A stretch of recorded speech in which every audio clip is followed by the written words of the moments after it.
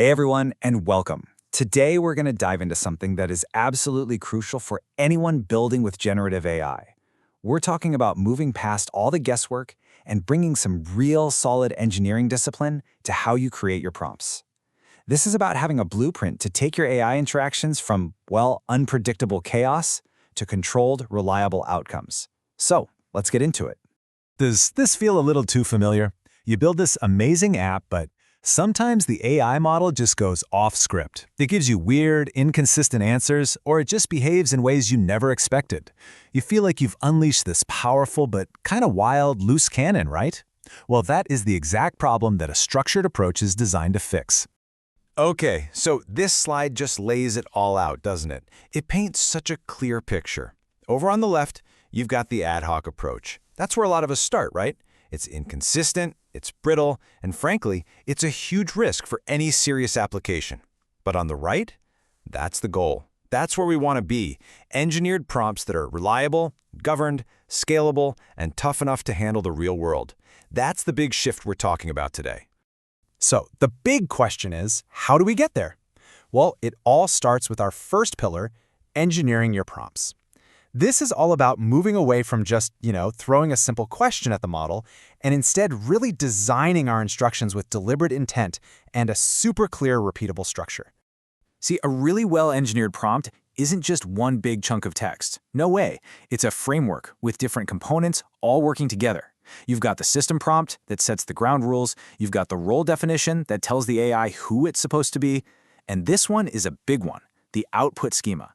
That's where you dictate the exact format you need back, like clean, usable JSON. And then there are reasoning patterns to guide the model on how to think. It's a complete instruction set, not just a simple question. All right, so pillar number 2 builds right on top of this, managing the prompt lifecycle. And listen, this is a huge mindset shift. If your prompts are a critical piece of your application's logic, and they are, then you've got to start treating them with the same seriousness as your professional code. And this flow here, this is exactly what we're talking about. You start by defining your prompts in a central template library. Then, they go through a proper review and approval process. Next, you deploy them with version control, and that is so critical, right? Because if an update goes sideways and breaks something for your customers, you need to be able to roll it back fast. And finally, you're constantly monitoring their performance out in the wild. This whole thing, that's prompt governance. Okay, next up is a topic that is it's completely non-negotiable for any enterprise application. We're talking about building essential guardrails. This is all about putting a safety net around your AI to enforce your content policies and make sure it's operating within safe, responsible boundaries.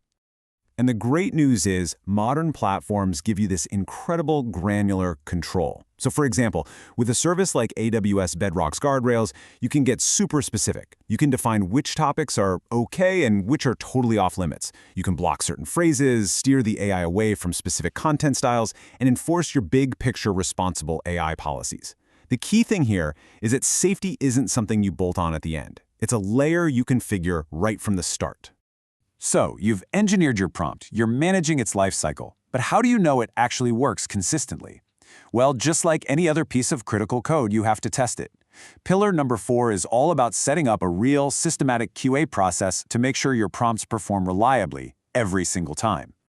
A really solid QA strategy has a few different layers. First, you need automated regression tests. Why? Because when the underlying model gets an update, you have to make sure it didn't just break all your carefully crafted prompts.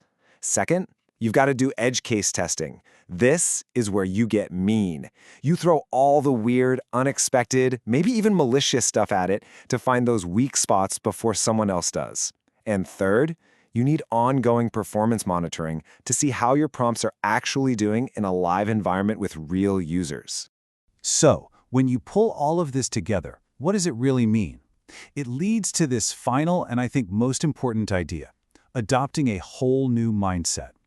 This isn't just about learning a few new tricks.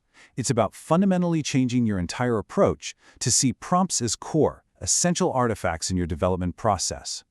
And honestly, this quote from the source material just nails it.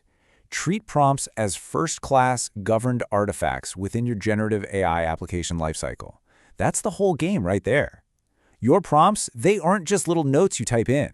They are first-class citizens of your application, Every bit as important as your code, and they deserve the exact same level of discipline and management. And that really brings us to the final question I want to leave you with. Take a hard look at your own projects. Right now, is your approach to prompting more of an intuitive art, based on trial and error? Or are you building a true engineering discipline? Because the answer to that question is going to define the reliability and the scalability of everything you build from here on out. Thanks for watching.